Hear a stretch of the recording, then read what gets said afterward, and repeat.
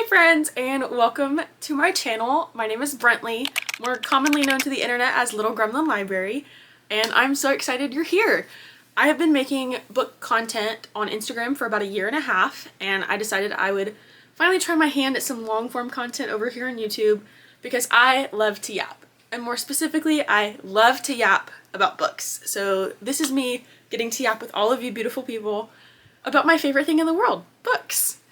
For this first video, I kind of just want to do an introduction to me and my taste in books and kind of what you can expect from me to talk about in the future.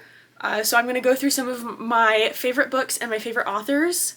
My plan is to break this up into standalones, duologies, and then 3 or more series. So 3 or more would be 3 or more books in a series. And then I will talk to you guys about some of my favorite authors, or what I would consider some of my auto-buy authors, after I go through all my faves. So yeah, here we go. Before I dive into some of my favorite books in specifics, I'll tell you a little bit about my favorite genres. I am fantasy girly first and foremost. That does include romantasy, but I prefer fantasies with romance as a subplot. I love epic world building, high stakes quests, found families, just journeys across an entire fictional continent. Those are the books that I've always gravitated towards, the stories I've always gravitated towards. And I do like other genres. I am getting more into romance, though it's definitely a little bit more difficult for me to dip my toes in and find romance books I love.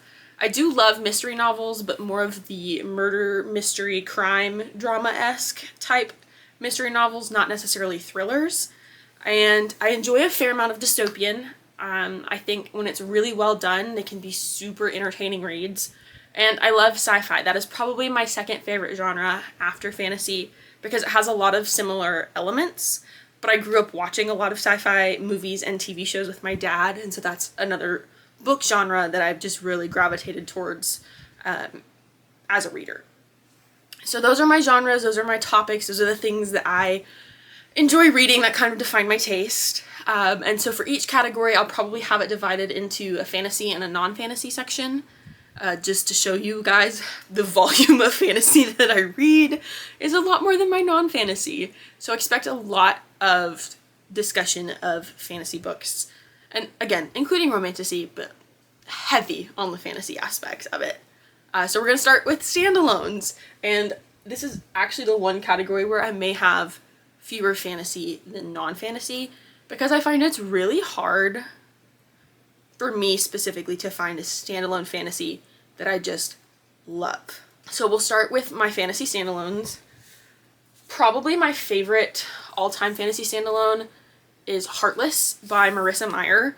This is a book that I have loved since the day that I read it, honestly almost 10 years ago, which is kind of mind-boggling. I have loved this book for forever. It is the origin story, or a take on the origin story, of the Queen of Hearts, the villain in Alice in Wonderland. And I think that this is just so incredibly written and impactful, at least on me at my adolescent age when I read this. It is something that I have never been able to stop thinking about. So anytime I see Alice in Wonderland related stuff, this is where my brain goes. I highly recommend this book, especially for, it is a young adult book. So for young adult readers, I really, really love this book. And I love a lot of things by this author. You will see that that's a common theme. But this one takes the cake for me as far as fantasy standalones go. A recent favorite in terms of the book world is The Princess Bride by William Goldman. Now, I have been watching The Princess Bride since I was really little. I could perform a one-woman show of the movie, which is also written by William Goldman. He wrote the screenplay based off of his book, which makes the movie just that much better, in my personal opinion. The book is so much fun, and I'm ashamed that I didn't read it earlier on, but I remember the first time I tried to read it being really confused because I didn't know that it was a satirical fantasy. So there's a lot of really funny satirical asides starting from this, like in the beginning of this book. It starts out really kind of confusing if you don't know what you're getting into, but reading it felt like watching the movie in my head, and all of my favorite lines from the film, except for 1 or 2, are in here. There's only 1 or 2 from the movie that were added that I love and think about often. Everything else straight from the text. And it's just so much fun. It's just kind of a goofy, fun little fantasy, but it has all of those elements of like an epic story. There's pirates and monsters and evil princes and just a quest for true love, and it's just so fun. That's the best word I can describe. It's part of why I love the movie so much. And it's also got some really iconic one-liners that I say all the time, and you will probably hear me reference them a lot. Alright, my third and final fantasy standalone favorite is The Invisible Life of Addie LaRue by V.E. Schwab. This is one of the few books that I consider to be basically perfect. Like, there's not a thing that I would change about this book, and I know so many people don't love the ending. I think it's the perfect ending. I think that is exactly the way that Addie's story was supposed to go. And I related so heavily to Addie as a character. Not in all ways, but in a lot of ways. She was just so familiar to me, it was like looking in a mirror. And I think the writing in this book is just amazing. It is so, so good. If you are someone that likes the more magical realism of fantasy and not necessarily having to discover a whole new fantasy world, highly recommend this one. It takes place over the course of time in our world, just with a little bit more of a fantasy element, and I think it's just such a great book. And I've heard the audiobook is also really, really good, that the narrator for the audiobook just does an incredible job. So highly recommend this book as well. I highly recommend all of these. Obviously they're my favorites. I wouldn't be talking about them if I didn't love them. And so now we're going to move on to some of my non-fantasy standalone favorites. Starting off strong with 5 Survive. Now, this is the first book outside of the A Good Girl's Guide to Murder trilogy published by Holly Jackson, and dare I say it's one of my favorite books she's written.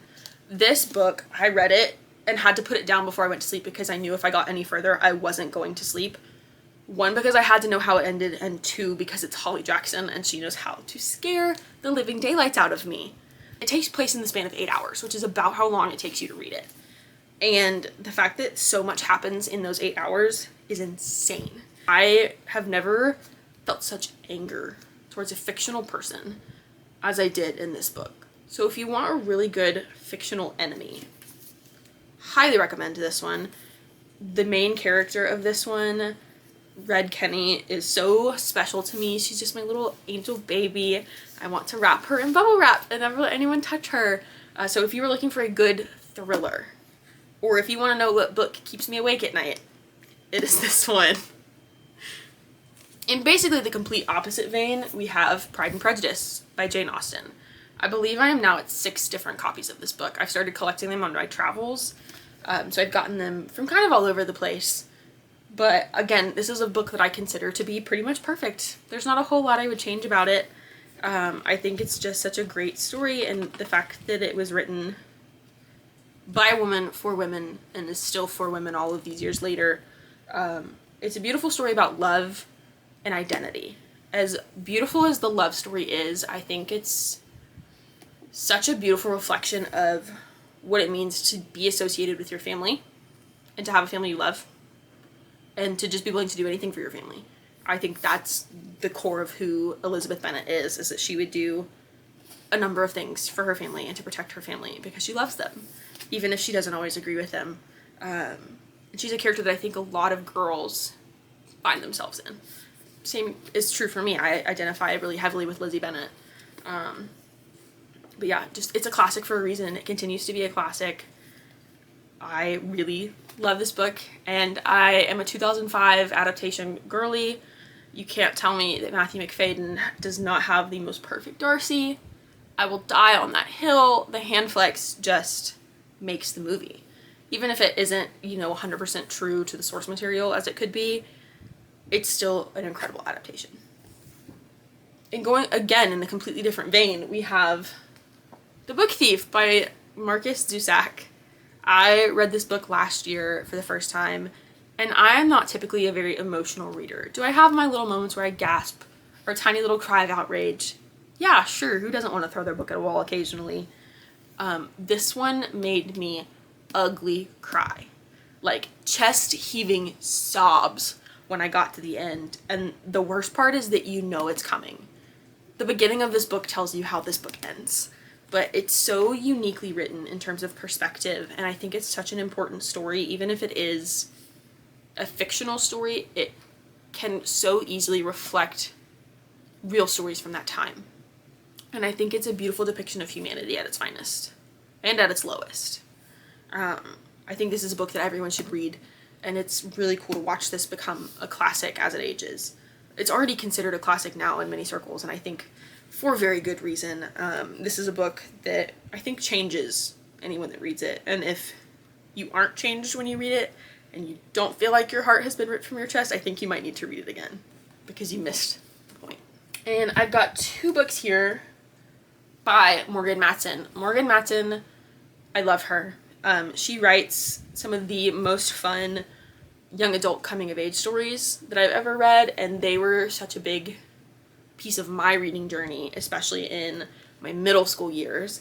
But the 2 that I want to talk about are Since You've Been Gone and The Unexpected Everything.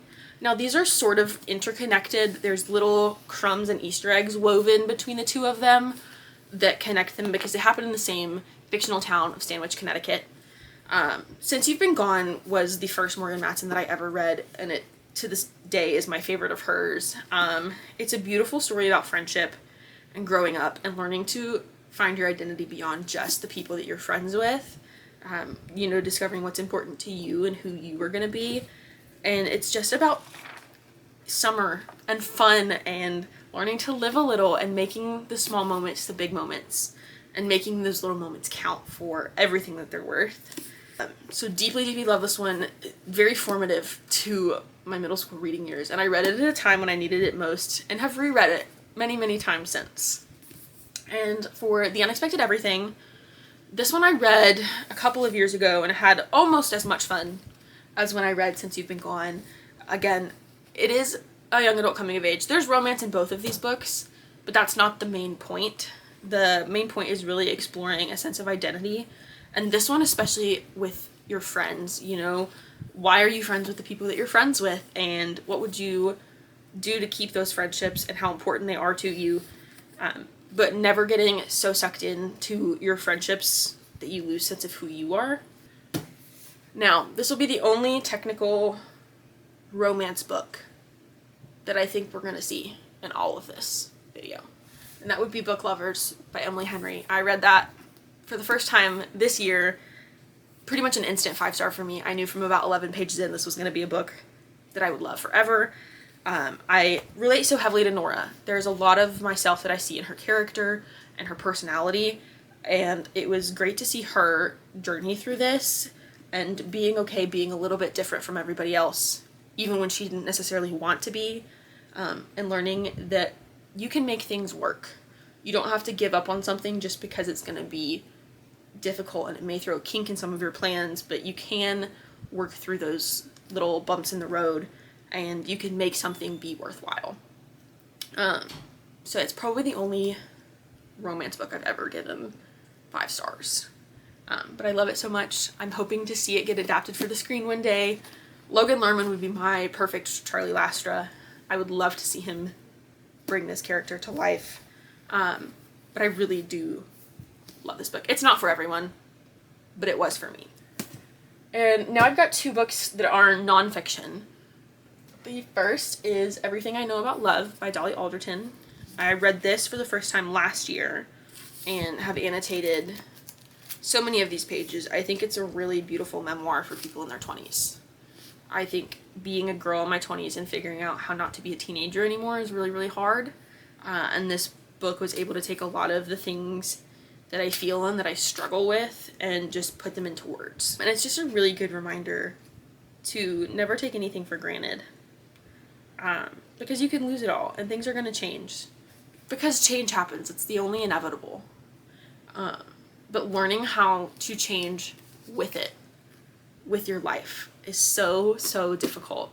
And I think this book does an incredible job of putting it into words. And the very last standalone we have is The Immortal Life of Henrietta Lacks. This is about a woman named Henrietta Lacks that is responsible for a lot of the scientific discoveries that we have made in the last 100 years. And a lot of people don't even know her name. I read this book as part of my AP Biology class in high school, and this book really just kind of changed the way that I view science. And I ended up going to college for a science degree. And so I spent a lot of years studying science, and the science that I studied specifically, a lot of what we know comes from Henrietta Lacks. Her cells were taken on a doctor's visit, and these cells are still replicated and kept in laboratories today. Henrietta Lacks is no longer here, but her cells are still used for medical discoveries and science experiments and all kinds of different research and discoveries and breakthroughs to this day. And this is the story of her life and how her name has just kind of been forgotten despite her contributions to science and the world that we live in today. So these are my standalone books that are some of my absolute favorites, and I think can kind of give you a glimpse into who I am as a reader. Here they all are. These are my standalones, some of my absolute faves. Definitely let me know if you've read any of these, if you like any of these, or if you're going to read any of these. Would love to hear that. Feel free to tell me all your thoughts about them. Alrighty. Now we're going to move on to duologies, or duets, or pairs, or whatever you really want to call them. I've always called them duologies, and I don't even think that's technically a term. But these are books that are written just as pairs. There's 2 books. It's the whole story. And I love a good duology. I really do, but I don't have a ton that are my favorites. So let's dive right in. Probably my most recent favorite is Silver in the Bone and The Mirror of Beasts by Alex Bracken. These are urban fantasies that are inspired by Celtic and Arthurian folklore. So if you've ever had an obsession with King Arthur and the Knights of the Round Table, or Camelot, or if you've watched enough of Merlin, or Once Upon a Time, or Avalon High, that's where a lot of mine began. Read these books. Oh my gosh. They are so fun. The world is so immersive, and they're urban fantasy, so it takes place between our world and the realm of King Arthur, kind of interchangeably. And it's so immersive. The magic is a really unique system that I really enjoyed reading about, and our main character, Tamsin Lark, is just an absolute icon. She's so funny, and I think it's very rare that we see any kind of grump be our main character, the person that we have the story in their point of view, and that's who Tamsin is. Nothing and no one makes her happy except for her brother. And when things start to go horribly wrong for him, there's nothing she wouldn't do to make his life better. And so I just really love these books. They're so much fun. And Alex Bracken really knows how to write a cliffhanger. Cliffhanger. Hear me now. If you're going to read these, you need both of them when you start, because the ending of this one will drive you nuts. So go ahead and have this one at the ready. I did. So glad I did. And then this one kind of ripped my heart out, stomped on it, and then put it back together again. And I just really think that these books are so much fun. So fun for anyone that had that phase. Highly recommend these. Another recent one, and this one is actually ongoing. Book 2 is not out yet, but it is Guardian, which is the first book of the Velocore epic by Kate Corsack. This is marketed as a cross between The Legend of Zelda and The Lord of the Rings. Now, have I played Zelda? No. Have I watched and or read Lord of the Rings? No. I have read The Hobbit. And I do definitely understand where the vibes come with this one. It is a high fantasy. It is light versus dark, good versus evil, creation versus destruction. There are elves, there are dragons, there are all different kinds of magical beings. There's alchemy is the main magic system, which is so cool. I am so excited for book 2.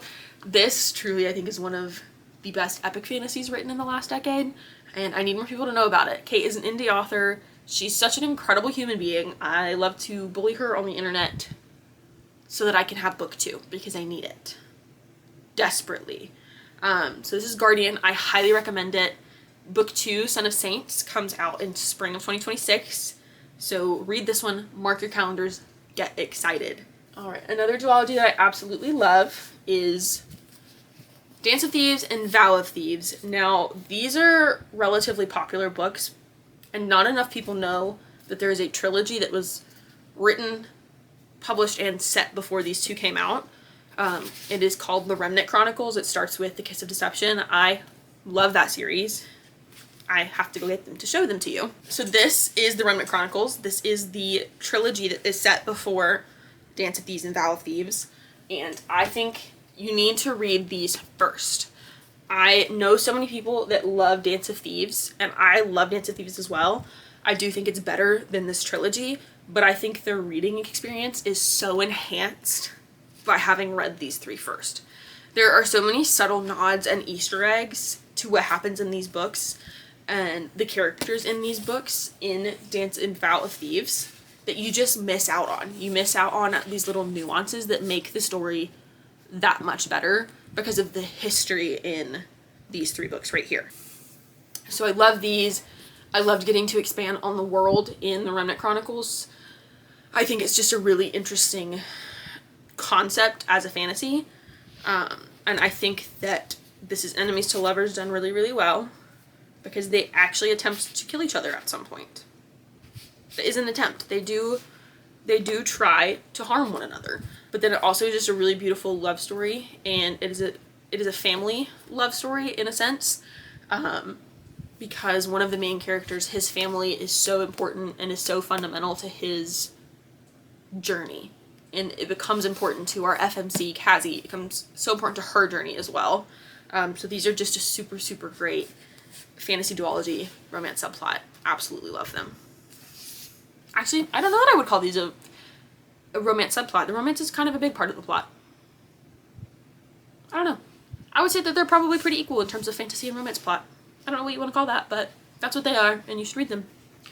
But read the Remnant Chronicles first. I'll come find you. The last duology I have, notice how these have all been fantasy, is Divine Rivals and Ruthless Vows by Rebecca Ross. I absolutely adore Rebecca Ross and her writing. I think that she has such a magical and lyrical prose, but nothing ever really gets lost in translation for me. These are the first books of hers I've read. I am so excited to read more by her. I think that Iris and Roman are a fantasy love story for the ages. I think that they're so incredible, and I am of an unpopular opinion when I say that I like Ruthless Vows more than I like Divine Rivals, because I'm such a world building girly, and I got so much more of the world building and the lore and the history behind this universe in Ruthless Vows than I did in Divine Rivals. The writing in both is absolutely incredible. There are so many lines in here that I just had to tab for quotes. I have tabs spilling out of these pages because of how much I loved the words in these books. It's just so poetic in a way that doesn't feel like you're reading poetry. And it doesn't feel pretentious, and it doesn't feel snobby in a way. I think sometimes writers can get caught up in trying to write in a way that they're like, oh, well, this is so beautiful and poignant, and it's gonna, make them think that, the best writer in the world, blah, blah, blah, blah, blah. And I don't think that's what happens here. I think that Rebecca Ross just has such a beautiful way with words that it just spills out onto the pages, and into her characters and the way that they act and write and just are as people. I treat them like they're real people. They feel like real people. Highly recommend these. She has a standalone prequel for this universe coming out in September called Wild Reverence. I was lucky enough to read that as an ARC through NetGalley, and I think it's my favorite out of the 3 books set in that universe. I absolutely adore it. Cannot wait to have my hands on a physical copy. Highly, highly recommend. And you can read that one first if you want, and then come and read these. I think either way, it is such a beautiful story, and you absolutely should read them. Okay, we have made it to the final segment of book discussion, I suppose. And that is series with 3 or more books.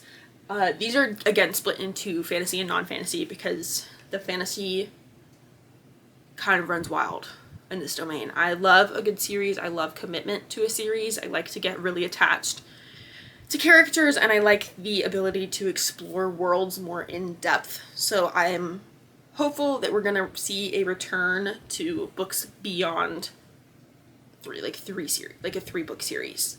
Because I see a lot of duologies and I see a lot of trilogies, and I love a good duology and I love a good trilogy, but I want more quintets. even beyond that, I want to get committed to a book and a book series and characters and a world and a universe. Just build me a whole universe. That's what I want. So we're going to start off with my non-fantasy. We're going to start off really, really strong with The Hunger Games. And so this is my beautiful box set of the deluxe Hunger Games editions. Does not have Sunrise on the Reaping, but I have read Sunrise on the Reaping. For the sake of this video, I'm talking just about the Hunger Games universe as a whole. I think that this is the greatest dystopian fiction ever. Like, I don't think that anyone's ever going to come quite as close to this one. And I did not read these when they came out. I didn't read them until late in high school. And I'm so glad that I waited to read them because I don't think I would have appreciated them as much.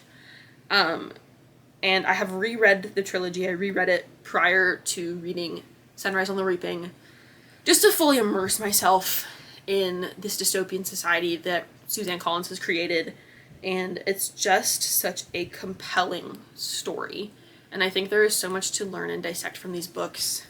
And I think that these are absolutely going to be remembered as classics. And next, and perhaps one of my all-time favorite series, is none other than The Selection by Kiera Cass, but specifically The Selection, The Elite, and The One, the first three, not counting the two spin-off.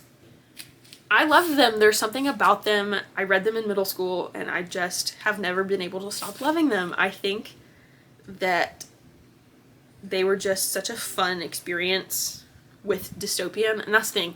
A lot of people call these fantasy. They are not fantasy. There's no magic. This is a dystopian series. It happens in a futuristic America. That's why her name's America. And there's people divided into castes. So this is a dystopian series. I Will Die on That Hill. They're just great books for younger readers, especially, I think, as an introduction to fiction, whether that be dystopian, then as a segue into fantasy. And everyone gets so mad about the main character and some of her irrational decisions. And to that I say, she's 17. 17-year-old me in this exact situation probably would have done a lot worse. So I give her some grace. I think this is one of the first book boys that I just really fell in love with. And I think we need to see more characters like him in fiction today. Bring back men who yearn and who have a moral backbone. Now we're getting to Holly Jackson once again with the A Good Girl's Guide to Murder trilogy.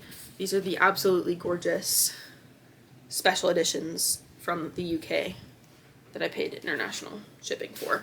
I read these for the first time, I believe, in 2021. Read them all, the first one on vacation. Became absolutely obsessed with Holly Jackson and her writing. She's incredible. And this trilogy just gets progressively so much more complex. And this was really my introduction to crime/murder mystery type books. I've absolutely fallen in love with them since, but no one does it like Holly Jackson for me. And my favorite specifically is Good Girl, Bad Blood, which is the second in the trilogy. I think that there's so much character development and growth that happens in this book that if none of this happened, we could not get from here to here. And a lot of times I feel like the second book in a 3-book series can be so much filler and to get from point A to point B, but you don't see the character development to get from book 1 to book 3. That is not what happens here. Everything that happens in this book is fundamental for everything that happens in this book. Alright, and so moving beyond that, we have 2 sci-fi series. The first is the Lunar Chronicles, and there are more than 3. There is a 4th book and a novella, as well as 2 graphic novels that have come after the 4th book, but these were the easiest for me to grab from my shelf, and these are the original covers. Dates how long ago I read them. I am so thankful for one of my middle school English teachers that got me to read this series, because I think I'd started drifting away from reading, and this was the series that brought me back in and really cemented my love of fairy tale retellings. So this is Cinderella but a cyborg, and it goes through all of these classic fairy tales that I loved as a child, and I loved the Disney movies and I loved watching them, and it just really explores this super fun futuristic society. It's very heavy on the sci-fi part of being like a fairy tale retelling, and I think that's really cool. Instead of it being set in a similar fantasy setting or world, there's science behind it all, and it's not complex science. These are designed for younger readers, the age that I was when I read them, but I think that they're a super fun introduction to sci-fi as a genre, and I think that Marissa Meyer writes some of the best fairy tale retellings and spin-offs ever.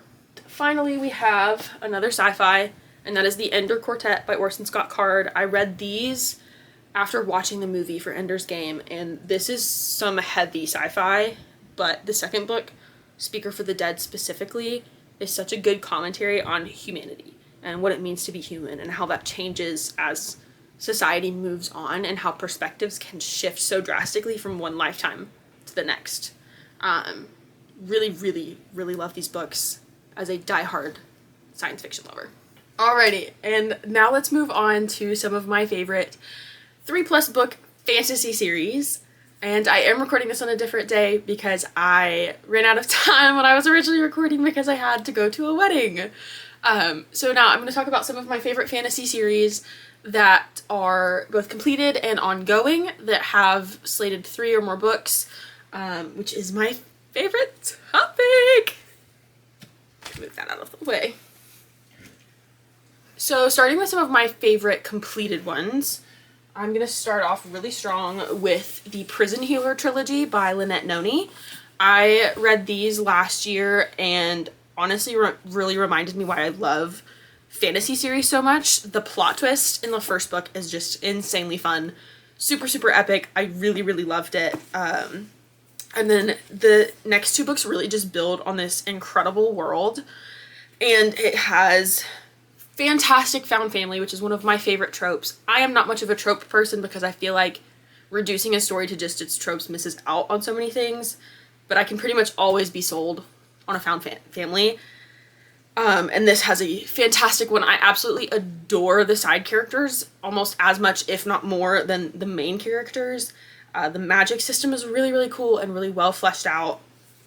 And honestly, I remember reading the third one, which is The Blood Trader, and just getting so excited because we were getting into the typical, like, fantasy epic final battle, and that's one of my favorite scenes to read. So these I would consider really true fantasy with an excellent romance subplot. So highly recommend this series. Really, really love it. I definitely want to read more by this author because I think she's just got such a grasp on how to write a really good, solid fantasy. So love this trilogy. Another trilogy that I read last year and absolutely adored is Caraval by Stephanie Garber. And first off, I just want you guys to see how gorgeous these editions are. I fell absolutely in love with this world and had to have some special editions for my shelf. And honestly, this is not even going to do them justice. They'll have quotes on the back and gorgeous sprayed edges. These are the special editions from Acrylopix Bookish Nook. They are absolutely gorgeous, incredible quality, and I love them. These are the sprayed edges all together. So beautiful. Love to look at them on my shelf. Just they really captured the magic and the whimsy of this series, which is what I love so much. I remember reading Caraval and just instantly feeling transported. Stephanie Garber has such magical writing. It just oozes magic and fun, and it's fantasy in a different way than I feel like I'd ever read at that point. It just kind of keeps you guessing at every turn. And each book, I think, gets better than the last. Finale is my personal favorite. It's also the largest. It's just such a good conclusion to the story, and I really related to one of the main characters, one of the main sisters in this trilogy. Love having characters that I relate to. I think that Stephanie Garber just creates these worlds that you keep wanting to go back to and you keep wanting more stories from. So I really love this trilogy. Now I'm going to talk to you guys about a quartet of books that I think is criminally underrated. So I am ashamed of myself for not having read these earlier on because they are so good. This is a masterclass in fantasy. This is what epic fantasy is supposed to look like. Oh my gosh, they're so good.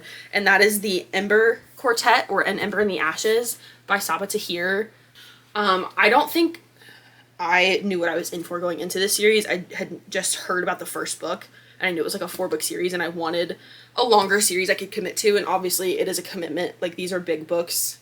They are so worth the commitment. They are so good. I think about them all the time, like haunted by this narrative right here. The characters are so intelligent and they're emotionally complex, and they are all strong for so many different reasons. They have different strengths and weaknesses, and I think the character arcs are some of the most complete that I've ever seen. And I absolutely fell in love with the characters in this world. Like, their pain was my pain. I think about them constantly. And it really just has the added bonuses. A lot of the world building is influenced by the Roman Empire, which I'm no better than any man I think about often. But there's also all of these other cultures so beautifully fleshed out in this series. And you really just get to see just an entire universe built and explained, and just, oh, they're so good.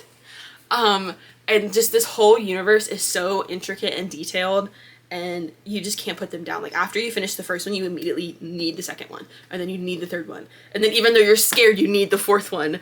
And so they just continually, I think, get better and better. Absolutely adore this series, and I need more people to read it because I need more people to yap about this series with. I absolutely love these books. This is probably my all-time favorite fantasy series in existence, and that is The Chronicles of Narnia. 7 books, guys. 7 books that are the most magical and transportative pieces of writing, I think, that exist in the fantasy world. I absolutely loved the movie adaptations of The Chronicles of Narnia growing up. They were my favorite movies. Honestly, probably still some of my childhood favorites. And when I finally sat down to read the books in middle school, it was infinitely better than I ever could have imagined. And there's different ways you can read them. I read them in chronological order. Most people recommend publication order. I didn't know that when I was reading them. I just read them straight through cover to cover. But I still had just the most fantastic time. And I think C.S. Lewis, like, he is a classic for a reason. These books are classic for a reason. Because they just kind of encapsulate the beauty of a fairy tale and what it's like to be a child reading and uncovering a new world. But there's also so much I think we can appreciate about it as we get older, and no part of me has ever found it less magical or wanted to go to Narnia any less just because I've gotten older. And another really epic fantasy series I love is The Inheritance Cycle, which I really only know as Eragon. I only have the first 2 books. The second 2 are with a friend right now. As you can see, these books have been really loved by me and my friends. They've been reread many times between me and some others, and if you guys like dragons and you haven't read Eragon, what are you doing? Because this is epic fantasy. Epic fantasy, and it kind of blows my mind that Christopher Paolini was 19 when he finished the series. He was 15 when he wrote the first book, and you can just really see his writing grow as you read the series, but just the commitment to developing different magical races and just the different races in general, even the non-magical people within those, and the dragons and the history and the language. Like, he wrote basically an entire language for this book series, and it's so cool, and the way that language informs the magic system is really unique. And I just really enjoyed the series. I read it in middle school, reread it when Murtagh was coming out, which is the first spin-off of The Inheritance Cycle, and he has confirmed a second one. And I'm so excited because these were a very formative core set of books for me in middle school. Really kind of cemented the fantasy as my favorite genre. So definitely recommend these. Alright, now I want to talk about some of my fantasy series loves that are like ongoing, and I think I've only got 2 up here that are ongoing. And the first that I will talk about is one of my most favorite authors. If there's anything you need to know about me, it is that I will talk about this author all the time. You will be sick of hearing about her, but then you'll read her and you'll know what I mean, and that is none other than Erin A. Craig. I have read everything by Erin Craig. I've loved everything by Erin Craig. She's my parasocial author internet bestie. Love her dearly. She's probably sick and tired of me just lurking in her comment sections and her DMs. But she has written a series called Sisters of the Salt, and that starts with House of Salt and Sorrows, and the second book is House of Roots and Ruin. The third book, title yet unrevealed, is supposed to be coming out in 2026, and the world is not ready for who I will become when I have that information in my hands. But I am not someone that enjoys being scared. I do not watch horror movies. I don't really love Halloween, aside from dressing up in costumes. Scary things are not in my nature. But I read this a couple of years ago, and I'm pretty sure I read it in one sitting because I was so gripped by this story and just the creepiness of it that I had to know what was going to happen next. I felt incredibly gaslit. Because I had no idea what was going on. Just like our main character. I had no idea what was going on. I had no idea who I was supposed to be fighting against. And the gothic atmosphere of this book is insane. I have never wanted to go somewhere that I would die so quickly. Like, I want to go to Highmore so badly. I would not survive a day. But I want to go because the atmosphere that Aaron Craig has created is incredible. And then the way that she spun this into a series is really crazy. So information for House of Salt and Sorrows. It is a retelling of the 12 Dancing Princesses. And I know if you're like me, you're thinking of the Barbie movie. So it's 12 sisters, and it follows Annalee, who's kind of in the middle. Follows her story, and then she spun it into a series with House of Roots and Ruin, which is about one of the younger sisters, Verity. So there's a time jump in between House of Salt and Sorrows and House of Roots and Ruin. And House of Roots and Ruin, this is the most gaslighting piece of fiction that I think exists. I, for the life of me, could tell you nothing about this book that I got right. I'll talk about it all day long, but I will tell you, I felt so incredibly stupid, misled. I was really confused. Just gaslighting is Aaron Craig's specialty. She likes to drive me crazy. One of my best friends on Bookstagram, Reading with Ray, she and I buddy read this after she read House of Salt and Sorrows, and the whole time we were just like texting about this book, neither of us were correct about anything. Not a single thing. And we both just felt so creeped out by this book in the best possible way. And we like to joke that we are the number 1 and number 2 patients of the Aaron A. Craig Asylum. So if you enjoy a gothic fantasy, or if you think you might enjoy a gothic fantasy, please pick up these 2 books. Please pick up any of her other books. They are all so good. She has her adult debut coming out in September called A Land So Wide.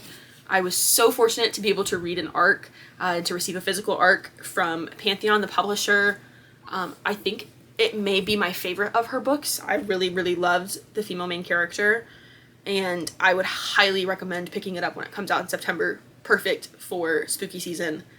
You absolutely need to read her this coming fall. Please. Alright, and last but not least, I want to talk about another ongoing series that, similar to An Ember in the Ashes, heavily inspired by Roman Empire history, and that is The Will of the Many. And if you have been on Bookstagram at any point in time and you're familiar with Mads Reads a Lot, this is Mads' book. She hypes this book up so much. She is not who I heard of this book from, and I bought it before I saw her start talking about it, but she's the one that pushed me to read it when I did, because she just kept raving about it. And this is some of the best world building and just slow build up to this really crazy ending that I've read in a while. And honestly, I'm not entirely sure if this will go beyond 3 books. There is a 3rd book that is confirmed. The 2nd book comes out in November, and I will be unreachable while I read it. It's called The Strength of the Few. But I am so insanely in love with this book, and just the care and attention to detail that is taken. And it has a main character that is just absolutely insanely intelligent, and I love to read about main characters like that. I love to watch them try to puzzle things out, and then when they figure things out, I'm like, there's no way I ever could have done that. But yes, heavily Roman Empire inspired, but it almost has these sort of like sci-fi elements to it that I really enjoyed.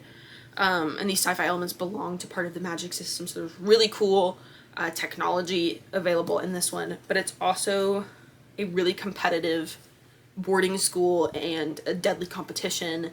And our main character, Vis, he's the man on the inside. He is trying to uncover all kinds of crazy information and sinister plots, and he's kind of a pawn in a game that he's not really aware he's playing for the beginning part of this book. And then all of a sudden he is trying to outsmart the people trying to play him, and he's so incredibly intelligent, and I absolutely love this book. Cannot wait to read The Strength of the Few in November. Alright, so those are all of my favorite books for the most part. I probably didn't hit them all. So I want to just give you guys a little yap about some of my favorite authors, people you'll see me talk about a lot, people I will read, pretty much anything they write. Obviously Erin Craig, she is up there, you guys. I absolutely adore her, and she has so many crazy teasers for all the books that she's coming out with in the next couple of years. I cannot wait for more from her. I very much love Holly Jackson, talked about plenty of her books on here. She is someone I will pretty much always read what she writes. I don't think anyone's doing murder mystery like she is, so I absolutely adore Holly Jackson. Stephanie Garber, I think she's got such a magical way of storytelling that is unlike some of the magic I see in other books that I still really love. But she just kind of makes you root for characters, and she has a way of writing perspective shifts in books when you're getting different POVs and it's a character maybe you didn't think you loved, and then you get a book from their POV and you're like, wait a minute. So absolutely love Stephanie Garber. I think her writing is so whimsical. I think that's probably the best word to describe it. So if you need a little more whimsy in your life, Stephanie Garber is the author for you. Rebecca Ross, I think, has the most lyrical writing that I've read, but it's also really digestible. So if you haven't picked up anything by Rebecca Ross, you can start literally anywhere. I would highly recommend reading Divine Rivals and Wild Reverence when it comes out, also in September. I'm so excited to have my hands on a physical copy of that book. I've got like 2 pre-ordered, and there's several special editions that I'm really hoping I can get my hands on. Absolutely love Rebecca Ross. Just an incredible writer. Like, I want to eat it with a spoon. It's so delicious as a writing style. Absolutely adore it. And then one of my longtime favorites has been Kiera Cass. I just am obsessed with everything that she writes. She writes for the little girl in me that wanted nothing more than to be a princess. And all of her stories, I feel like I'm reading such a wonderful fairy tale. And I don't know, they're just really fun books for me to read. And while they may not have the most complex plots, I really enjoy her characters because they feel really human. You know, they've got flaws, they aren't perfect. And so it's nice to see that there are characters that have these more human elements to them. Absolutely love all of these authors. Can't wait to read more books from them. Kiera Cass, I'm begging you, please release something else. I need it, please. Please. I absolutely love to read, as you can tell. I highly recommend any of the books I've talked about in this video. And I can't wait to hear from you guys, hear some of your favorite books, your favorite authors, if we've got anything in common, and leave some video ideas, things that you would like to see in the comments. But thank you all so much for watching. I love you all. Bye.